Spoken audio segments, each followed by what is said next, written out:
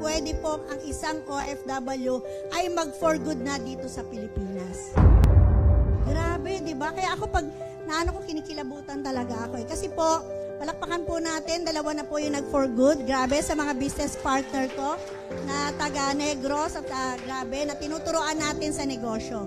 So, ibig sabihin po, dito talaga, pag ito po ang ginawa natin, may exponential growth of income. Yun ang gusto kong maintindihan ninyo, na naintindihan ko rin, na kung saan dati, ang alam ko lang, kumita. Sumahod, kumita. Tama ba? Pero okay lang ba? Nagne-negosyo tayo ng unified, ng multi-level marketing. Share lang natin yung negosyo. Kasi nakita ko po yung opportunity na pwedeng bumalik agad. Kung wala kang gagawin 5 years from now, hindi ko alam kung anong mababago sa'yo.